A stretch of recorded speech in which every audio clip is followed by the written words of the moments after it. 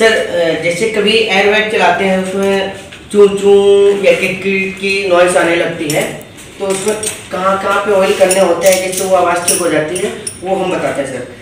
4 जगह होती है सर, 2 पैडल है, तीसरा ये है, ठीक है, चौथा ये, ठीक है।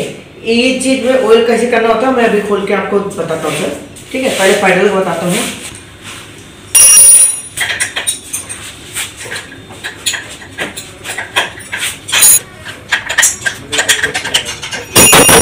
लूज हो गया है, ठीक है।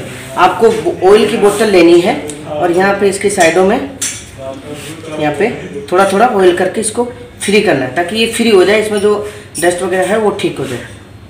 ये ऐसे सर ये वाला बोल्ट को लूज करना है, ठीक है। इसमें ऑयल करना है, यहाँ पे करना है ऑयल थोड़ा सा, और ये कवर निकालना है आपको, इसको लूज करना है।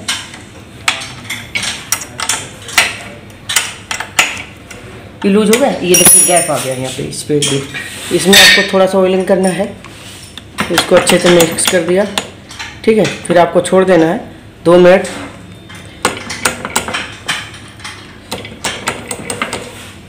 इसी तरीके सेम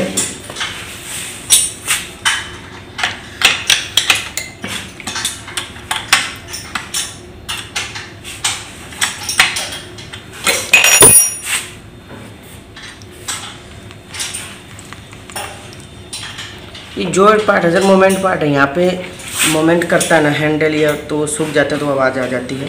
ऑयल करोगे तो ठीक हो जाएगा सर। ये ऑयल हो गया, यहाँ पे भी ऑयल करना है सर आपको।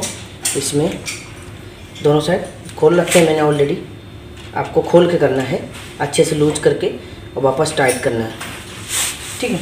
पैडल देखिए अभी मैंने खूब पूरे को ओपन कर रखा है, ठीक है। और ये जो वाशर लगा होता है, बोल्ट लगा होता है, इसमें भी आपको ऑयल करना है, ठीक है। उसके बाद वापस सारा टाइट कर देना है, वापस टाइट करना है। तो सब पैडल को टाइट करना है, ठीक है। पैडल टाइट किया, अभी हो गया पैडल पूरा टाइट। अब इसको टाइट करना है, ये हो गया पूरा टाइट, ठीक है। अब इसको टाइट करना है हैंडल वाले को,